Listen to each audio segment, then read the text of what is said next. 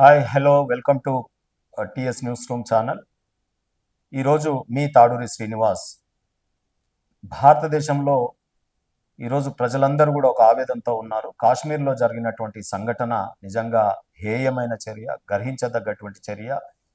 అక్కడ జరిగినటువంటి చర్య టెర్రరిస్టుల చర్య ఏదైతే ఉందో అది పిరికి పందల చర్య. అనార్మ్డ్ పీపుల్ టూరిస్టుల మీద ఈరోజు మూకుమ్మడి క్రూర మృగాలు చేసినటువంటి దాడి, ఈరోజు పాకిస్తాన్ ప్రేరేపిత దాడి. దీన్ని తీవ్రంగా ఖండించాలి, దేశ ప్రజలందరూ కూడా ఖండించాలి. ఈరోజు మీరు చూస్తూ ఉన్నారు, ఆర్టికల్ 370 తీసేసిన తర్వాత కాశ్మీర్ ఇప్పుడిప్పుడే చాలా ప్రగతి పథంలో ముందుకు పోతా ఉంది. భారతదేశంలోని అన్ని రాష్ట్రాల సరసన ఈరోజు తన ఎకనామిక్స్ని నిలబెట్టుకుంటా ఉంది. అక్కడ యూత్ కానీ, అక్కడ ప్రజలు, లోకల్స్ ఎవరైతే ఉన్నారో ఈ టూరిజం వల్ల వారి ఉపాధి అవకాశాలు మెరుగైనాయి. అనేక మంది పెట్టుబడిదారులు కూడా అక్కడ ఇన్వెస్ట్మెంట్స్ కూడా స్టార్ట్ అయినాయి. సో ఇటువంటి దశలో ఏంటంటే అంతా పీస్గా నడుస్తూ ఉంది భారతదేశం అంతా. ఈరోజు అమెరికా వైస్ ప్రెసిడెంట్ కూడా ఇక్కడ భారతదేశంలో చక్కగా ఫ్యామిలీతోని విహరిస్తూ ఉన్నారు. అక్కడ మోడీ గారు కూడా సౌదీ అరేబియాకు వెళ్ళి అక్కడ అనేక చర్చలు జరుపుతూ ఉన్నారు.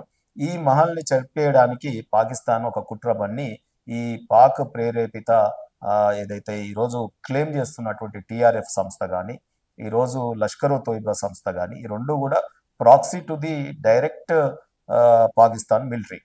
సో ఈ రెండు సంస్థలు ఈరోజు మీకు తెలుసు, హఫీజ్ సయీద్ గారు, జైషే మహమ్మద్, ఇవన్నీ కూడా ఏమేమి చేస్తాయి భారతదేశంలో ఇవన్నీ కూడా తెలుసు. ఇవి ఏంటంటే మొత్తం ఎంత బీకేసినా ఒక మర్రి చెట్ల లాగా కింద వేర్లన్నీ పాకిపోయినట్టుగా ఈ కాంగ్రెస్ జమానాలో వారిని లీనియన్స్గా ఉండడం, అవన్నిటిని ఎంత పెకిలించినా అక్కడక్కడ ఈ రకంగా ఇంకా వేరే రూపంలో రావడం జరుగుతూ ఉంది. ఇలా హషీద్ మునీర్ ఎవడైతే ఉన్నాడో వాడు క్లెయిమ్ చేస్తా ఉన్నాడో ఈ సంస్థ ప్రాక్సీగా పెట్టి దానికి కమాండర్గా వ్యవహరిస్తూ ఉన్నాడో.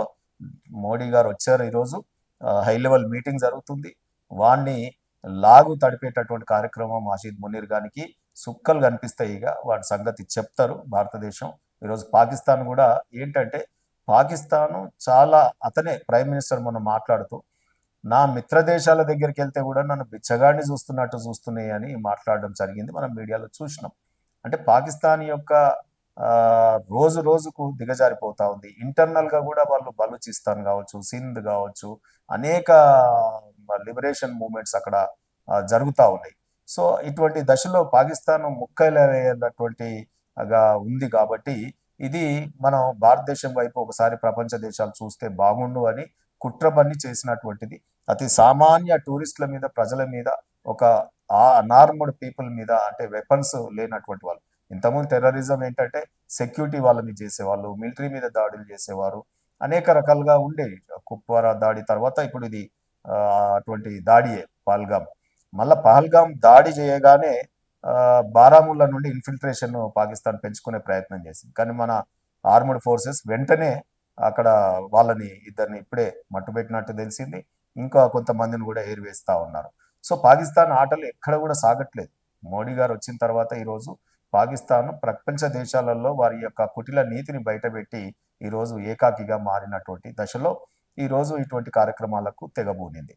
అయితే నేను ఇప్పుడు ఒకటే నాకు బాధేసేది ఎక్కడంటే, ఇవాళ భారతదేశం ఒక నేషన్గా ఉండి ఇటువంటి సంఘటన జరిగినప్పుడు మన ఇంటెగ్రిటీ కానీ, మన సావరాంటీ కానీ దెబ్బతిన్నప్పుడు మన రాజకీయ నాయకుల యొక్క గొంతంతా కూడా ఒక్కవైపు ఉండాలి. ఇలా ప్రపంచ దేశాలందరూ కూడా మోడీ గారికి సాలిడారిటీ చెప్తా ఉన్నారు.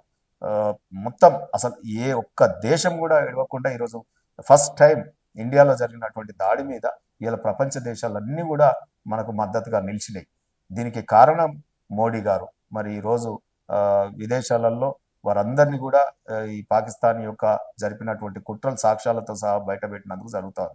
ఇది గతంలోనే కాంగ్రెస్ హయాంలో కూకటి వేళ్లతో బీకేసి ఉంటే ఈరోజు ఇంత పరేషాన్ వచ్చేదే కాదు.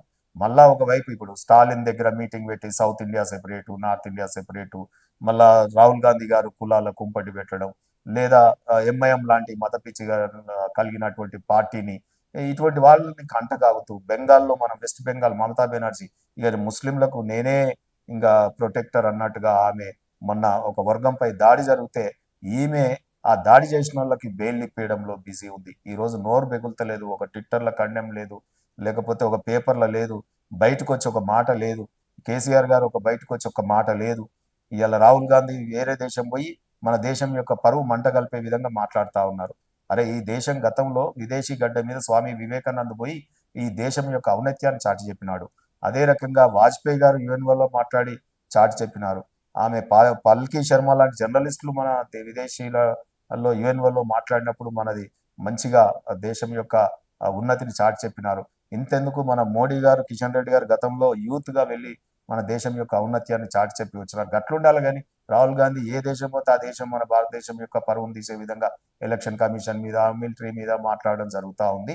ఈ రోజు ఈ ప్రాంతీయ పార్టీలు కేజ్రీవాల్ ఎక్కడ దాచుకున్నాడో తెలియదు. ఒక్క మాట మాట్లాడతలేడు.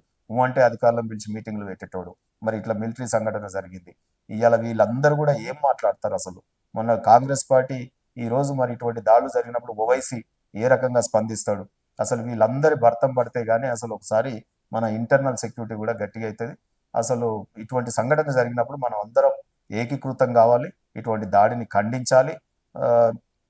ఇటువంటి దాడులు మళ్ళా జరగకుండా ఉండడానికి మోడీ గారు తప్పకుండా హషీద్ మునీర్ని పట్టుకుంటారు.